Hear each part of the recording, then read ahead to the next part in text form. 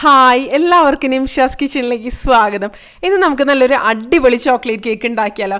ഈ ഒരു കേക്കിൻ്റെ പ്രത്യേകത എന്ന് പറയുന്നത് 7 മിനിറ്റിനുള്ളിൽ തയ്യാറാക്കി എടുക്കാം കേട്ടോ. ഇത് ബേക്ക് ചെയ്തെടുക്കേണ്ട ആവശ്യമൊന്നുമില്ല. നമ്മൾ മൈക്രോവേവിൽ വെച്ചിട്ടാണ് തയ്യാറാക്കുന്നത്, അല്ലെങ്കിൽ ഓവനില്ലാതെ നിങ്ങൾക്ക് സാധാരണ രീതിയിൽ തയ്യാറാക്കി എടുക്കാവുന്നതുള്ളൂ കേട്ടോ.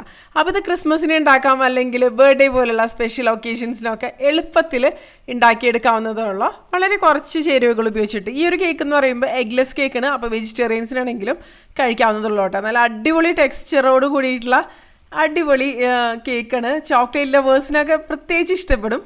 മൈക്രോവേവിൽ വെച്ചിട്ട് ഉണ്ടാക്കിയൊരു കേക്കാണെന്ന് ഇത് കണ്ടാൽ പറയില്ല കേട്ടോ. ടേസ്റ്റ് ആണെന്നുണ്ടെങ്കിലും അടിപൊളി തന്നെയാണ്. ഞാനിവിടെ 3-4 പ്രാവശ്യം വീട്ടിൽ ഉണ്ടാക്കിയിട്ടുണ്ടായിരുന്നു. അപ്പോൾ കുട്ടികൾക്കാണെന്നുണ്ടെങ്കിലും എല്ലാവർക്കും ഇഷ്ടപ്പെട്ടു. അപ്പോൾ നമുക്ക് ഈ ഒരു കേക്ക് എങ്ങനെ ഉണ്ടാക്കിയെടുക്കണമെന്ന് നോക്കാം കേട്ടോ.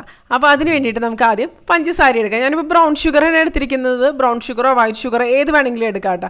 വലിയ തരികളോട് കൂടിയിട്ടുള്ള പഞ്ചസാര ആണെങ്കിൽ മിക്സിയുടെ ജാറിലിട്ടിട്ടൊന്ന് പൊടിച്ചെടുത്തതിന് ശേഷം മാത്രം ഉപയോഗിക്കും. ഇതിപ്പോൾ ചെറിയ തരികളോട് കൂടി ഇതായത് കാരണം ഞാൻ പൊടിച്ചെടുത്തിട്ടില്ല. 1/4 കപ്പ് അളവിലാണ് പഞ്ചസാര ഞാൻ എടുത്തിരിക്കുന്നത് ഇതിന് വേണ്ടിയിട്ട്. ഇനി ഇതിലേക്ക് ഒരു 1/2 കപ്പ് അളവിൽ എണ്ണയാണ് ഒഴിച്ചു കൊടുക്കുന്നത്. ഇതിപ്പോൾ വെജിറ്റബിൾ ഓയിലാണ് കേട്ടോ. എല്ലാ അളവുകൾ കാര്യങ്ങളൊക്കെ കറക്റ്റായിട്ട് എടുക്കുക, അപ്പോഴായിരിക്കും കറക്റ്റായിട്ട് വരിക. ഇനി ഇത് രണ്ടും കൂടെ ഇതുപോലെ ഒന്ന് മിക്സ് ചെയ്ത് കൊടുക്കാം. നമുക്ക് ഇതുപോലെ ചെറുതായിട്ടൊന്ന് മിക്സായിട്ട് വന്നിട്ടുണ്ട്. ഇനി ഇതിലേക്ക് 1 കപ്പ് അളവിൽ തൈരാണ് ഒഴിച്ചു കൊടുക്കുന്നത്. അധികം പുളിയില്ലാത്ത, അതായത് ചെറിയൊരു പുളിയുള്ള കട്ട തൈരാണ് ഇതിലേക്ക് ആവശ്യമുണ്ട് നമുക്ക്.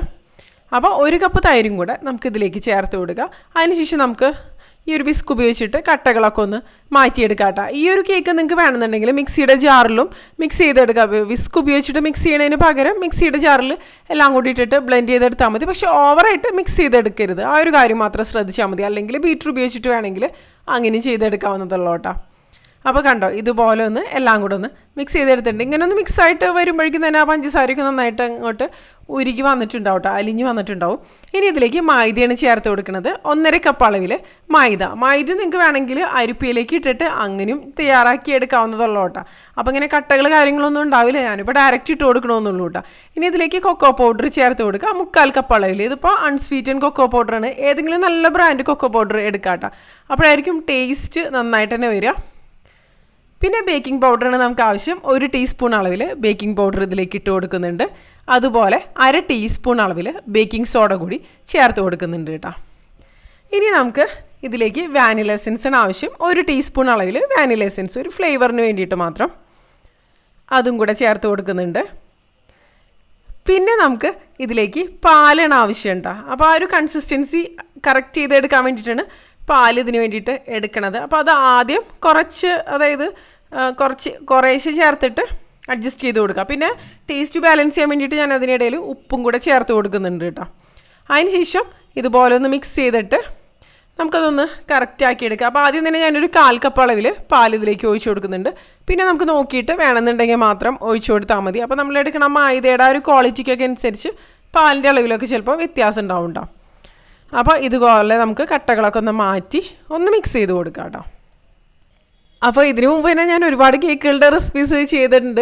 അതായത് വിപ്പിംഗ് ക്രീം വെച്ചിട്ടുള്ള, അതായത് ബർത്ത്ഡേ കേക്ക് അതുപോലെയുള്ള സംഭവങ്ങളും, പിന്നെ സ്റ്റീം ചെയ്തെടുക്കുന്ന ടൈപ്പ് കേക്ക്, ബനാന കേക്ക്, അങ്ങനെ സിമ്പിളായിട്ടുള്ള കേക്കുകളുടെ റെസിപ്പീസും, ഓവനില്ലാതെ തയ്യാറാക്കുന്ന കേക്കുകൾ, അങ്ങനെ പ്ലം കേക്ക്, അങ്ങനെ ഒരുപാട് സംഭവങ്ങൾ ചെയ്തിട്ടുണ്ട് കേട്ടോ. സോക്ക് ചെയ്യാതെയൊക്കെ എടുക്കുന്ന പ്ലം കേക്ക്, ഓറഞ്ച് ജ്യൂസിലൊക്കെ സോക്ക് ചെയ്തിട്ട് ഇൻസ്റ്റൻ്റായിട്ട് തയ്യാറാക്കുന്ന പ്ലം കേക്കിൻ്റെ റെസിപ്പിയൊക്കെ ചെയ്തിട്ടുണ്ട്. കാണണം എന്നുള്ളവർക്ക് കണ്ടു നോക്കാം കേട്ടോ.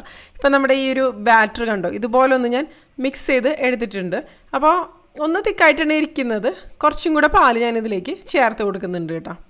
അതിന് ശേഷം ഇതുപോലെ ഒന്ന് നമുക്ക് ഫോൾഡ് ചെയ്ത് കൊടുക്കാം. ഓവറായിട്ട് മിക്സ് ചെയ്ത് എടുക്കേണ്ട ആവശ്യമില്ല. അപ്പോൾ കേക്കിൻ്റെ ആ ഒരു ടെക്സ്ചർ കാര്യങ്ങളൊന്നും നന്നായിട്ട് തന്നെ വരില്ല കേട്ടോ. അതുപോലെ മൈക്രോവേവിൽ വെച്ചിട്ട് തയ്യാറാക്കുന്ന മഗ് കേക്ക്സിൻ്റെ റെസിപ്പീസൊക്കെ ചെയ്തിട്ടുണ്ട്. അതായത് 2 മിനിറ്റ് മഗ് കേക്ക്സ്, ഇപ്പോൾ red velvet cake, vanilla mug cake, chocolate mug കേക്കൊക്കെ. അപ്പോൾ മഗ് കേക്ക്സും ഇതുപോലുള്ള മൈക്രോവേവ് കേക്കുകളൊക്കെ ചെയ്യുമ്പോൾ പലപ്പോഴും എനിക്ക് തോന്നിയിട്ടുള്ളൊരു കാര്യം, അതിൻ്റെ ടെക്സ്ചർ നന്നായിട്ട് വരാറില്ല. പക്ഷേ ഈ ഒരു കേക്ക് എന്ന് പറയുന്നത് നല്ല സോഫ്റ്റ് ആൻഡ് സ്പോഞ്ചി ആയിട്ടുള്ള കേക്കാണ്. എത്ര സമയം ഇരുന്നാലും ആ ഒരു ടെക്സ്ചർ അതുപോലെ തന്നെ ഉണ്ടാവും കേട്ടോ. അതിന് ഇതിൻ്റെ ഒരു പ്രത്യേകത എന്ന് പറയുന്നത് ടേസ്റ്റ് ആണെന്നുണ്ടെങ്കിൽ അടിപൊളിയാണ്. മൈക്രോവേവിൽ വെച്ചിട്ട് ഉണ്ടാക്കിയതാന്ന് പറയില്ല. അപ്പോൾ കണ്ടോ, ഈ ഒരു ബാറ്റർ റെഡി ആയിട്ടുണ്ട്. ഇനി നമുക്ക് മൈക്രോവേവ് സേഫ് ആയിട്ടുള്ള ഒരു പാത്രം എടുക്കാം. ഞാനിപ്പോൾ സാധാരണ ഒരു ബേക്കിംഗ് ട്രേ ആണ്, ഗ്ലാസിൻ്റെ ബേക്കിംഗ് ട്രേയിൽ ഇതുപോലെ കുറച്ചൊരു എണ്ണ ഒഴിച്ചു കൊടുത്തിട്ടുണ്ട് കേട്ടോ. നിങ്ങൾക്ക് വേണമെന്നുണ്ടെങ്കിൽ താഴെ ബട്ടർ പേപ്പർ ഇട്ട് കൊടുക്കാം, അല്ലെങ്കിൽ എണ്ണ ഒഴിച്ചതിന് ശേഷം പിന്നെ ഡസ്റ്റ് ചെയ്ത് എടുക്കാം മൈദ ഇട്ടിട്ട്, അങ്ങനെ വേണമെങ്കിൽ എടുക്കാവുന്നുള്ളൂ. ഞാനിപ്പോൾ ഒന്നും ചെയ്യുന്നില്ല, ഞാൻ ഈ ഒരു രീതിയിലാണ് ചെയ്തെടുക്കാറ് ഇപ്പോൾ. ഇനി ഇതിലേക്ക് നമ്മുടെ കേക്ക് ബാറ്റർ മുഴുവനായിട്ട് അങ്ങോട്ട് ഒഴിച്ചു കൊടുക്കാം. അപ്പോൾ പാത്രം എടുക്കുമ്പോൾ എപ്പോഴും എന്താ പറയുക, ഒരുപാട് വലുത് ഒരുപാട് ചെറുത് ആ ഒരു രീതിയിലൊന്നും എടുക്കരുത് കേട്ടോ. കറക്റ്റ് നമ്മൾ എടുക്കണം ആ ഒരു ബാറ്ററിൻ്റെ അതിനനുസരിച്ച് തന്നെ ബേക്കിംഗ് ട്രേ ഏതാണെന്ന് വെച്ചാൽ എടുക്കാവുന്നതുള്ളൂ. ഇപ്പോൾ മുഴുവനായിട്ട് ഇതിലേക്ക് ഒഴിച്ചു കൊടുത്തിട്ടുണ്ട്. ഇനി നമുക്കൊന്ന് ടാപ്പ് ചെയ്തെടുക്കാം, ആ ഒരു എയർ ബബിൾസ് കാര്യങ്ങളൊക്കെ ഒന്ന് പോകാൻ വേണ്ടിയിട്ടാണ് കേട്ടോ. ഇനി നമുക്ക് ഇത് മൈക്രോ മോഡിൽ വെച്ച് കൊടുക്കാം. അതായത് ഞാൻ ഓവൻ്റെ ഉള്ളിലേക്ക് വെച്ച് കൊടുക്കുന്നുണ്ട്. അതിന് ശേഷം നമുക്ക് മൈക്രോ മോഡിൽ വെച്ചിട്ട് 7 മിനിറ്റാണ് ഈ ഒരു കേക്ക് ബേക്ക് ചെയ്തെടുക്കേണ്ടത് കേട്ടോ.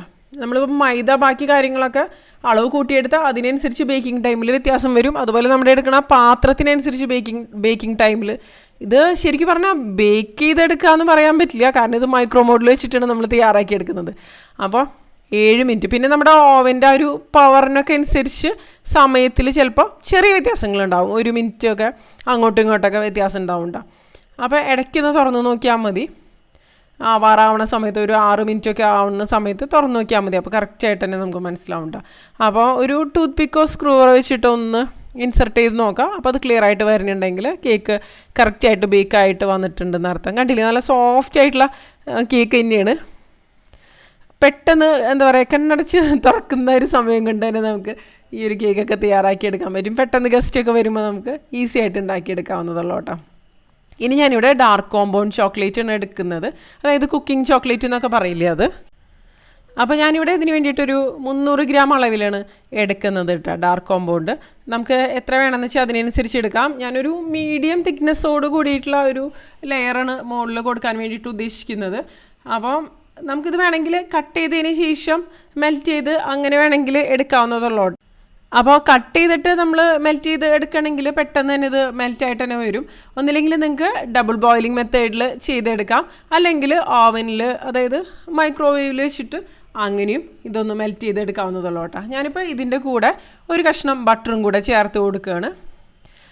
അപ്പോൾ വിപ്പിംഗ് ക്രീം ചേർത്തിട്ട് അങ്ങനെ പല രീതിയിൽ നമുക്ക് ചോക്ലേറ്റ് ഗണാഷ് എന്നുള്ളൊരു രീതിയിൽ തയ്യാറാക്കി എടുക്കാവുന്നതുള്ളൂ കേട്ടോ. ഞാൻ കണ്ടോ ഇതുപോലെ ഒന്ന് മെൽറ്റ് ചെയ്തെടുത്തിട്ട് നന്നായിട്ടൊന്ന് മിക്സ് ചെയ്ത് കൊടുക്കുക.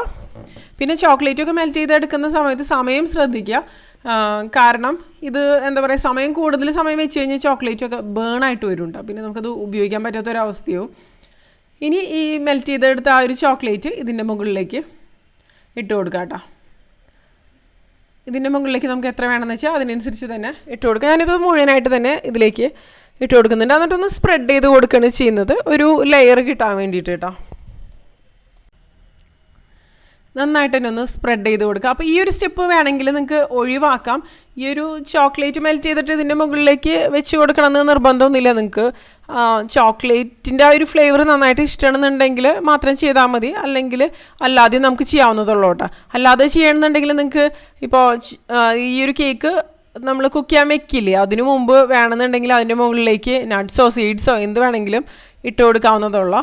അപ്പോൾ ഒരു ക്രഞ്ചിന് വേണ്ടിയിട്ട് അങ്ങനെയും ചെയ്തെടുക്കാവുന്നതുള്ളൂ കേട്ടോ. ഇപ്പോൾ കണ്ടോ, ഇതുപോലെ ഞാൻ നന്നായിട്ടൊന്ന് സ്പ്രെഡ് ചെയ്ത് എടുക്കുകയാണ്. ഇനി ഇതിൻ്റെ മുകളിലേക്ക് നിങ്ങൾക്ക് വേണമെന്നുണ്ടെങ്കിൽ ഇപ്പോൾ എന്തെങ്കിലും ഫ്രൂട്ട്സ് വേണമെങ്കിൽ ഫ്രൂട്ട്സ് വെച്ച് കൊടുക്കാം, അല്ലെങ്കിൽ ഞാനിപ്പോൾ കുറച്ച് പംകിൻ സീഡ്സും അതുപോലെ കുറച്ച് സൺഫ്ലവർ സീഡ്സുമാണ് ഇതിലേക്ക് ഇട്ട് കൊടുക്കുന്നത്. കഴിക്കുമ്പോൾ ഒരു ക്രഞ്ചിന് വേണ്ടിയിട്ടും ഒന്നും കൂടി കളർഫുള്ളായിട്ട് കാണാനും ഒക്കെ വേണ്ടിയിട്ടാണ് ഇട്ട് കൊടുക്കുന്നത് കേട്ടോ. അല്ലെങ്കിൽ നമുക്ക് ഇഷ്ടപ്പെട്ട ഇപ്പോൾ ഫ്രൂട്ട്സ് സ്ട്രോബെറിയോ കിവിയോ അങ്ങനെ എന്ത് വേണമെങ്കിലും നമുക്ക് ഇതിൻ്റെ മുകളിലേക്ക് വെച്ച് കൊടുക്കാവുന്നതുള്ളൂ. അതിനുശേഷം ഇത് സെറ്റ് ചെയ്യാൻ വേണ്ടിയിട്ട് നമുക്ക് കുറച്ച് സമയം ഒന്നില്ലെങ്കിൽ ഫ്രിഡ്ജിൽ വയ്ക്കാം, അല്ലെങ്കിൽ ഫ്രീസറിൽ വയ്ക്കാം. ഞാൻ പെട്ടെന്ന് റെഡി ആവാൻ വേണ്ടിയിട്ട് കുറച്ച് സമയം ഫ്രീസറിലാണ് വെക്കുന്നത് കേട്ടോ. ഒരുപാട് സമയം വെച്ച് കൊടുക്കേണ്ട ആവശ്യമില്ല. ആ ഒരു മുകളിലത്തെ ചോക്ലേറ്റ് ഒന്ന് സെറ്റായിട്ട് വരണം. 6-7 മിനിറ്റ് വെച്ച് കൊടുത്താൽ തന്നെ അത് സെറ്റായിട്ട് വരുന്നുണ്ടോ. അപ്പോൾ ഇതൊന്ന് സെറ്റ് ചെയ്തെടുക്കട്ടെ. അതിനുശേഷം പിന്നെ നമുക്കിതൊന്ന് കട്ട് ചെയ്തെടുക്കാം. ഞാൻ നന്നായിട്ട് എല്ലാവിടെയും അങ്ങോട്ട് സെറ്റാക്കി എടുത്തിട്ടൊന്നുമില്ല കേട്ടോ, ചെറുതായിട്ടൊന്ന് മെൽറ്റ് ആവുന്ന ഒരു രീതിയിൽ ഉണ്ട്. ആ ഒരു രീതിയിൽ നിങ്ങൾക്ക് ഇഷ്ടമാണെങ്കിൽ നിങ്ങൾക്ക് അങ്ങനെ ചെയ്യാവുന്നതുള്ളൂ കേട്ടോ. ഇനി നമുക്കിത് കട്ട് ചെയ്തെടുക്കാം. അപ്പോൾ കണ്ടോ, അപ്പോൾ കുറച്ച് സമയം ഫ്രീസറിൽ വെച്ചു എന്ന് വെച്ചിട്ട് ഇതിൻ്റെ സോഫ്റ്റ്നെസ് കാര്യങ്ങളൊന്നും നഷ്ടപ്പെടില്ല, കാരണം അത്രയും സോഫ്റ്റ് ആയിട്ടുള്ളൊരു കേക്ക് ഉണ്ട് കേട്ടോ. അപ്പോൾ നമുക്ക് ഇഷ്ടപ്പെട്ട സൈസിലുള്ള കഷ്ണങ്ങളാക്കിയിട്ട് നമുക്ക് എടുക്കാവുന്നതുള്ളൂ.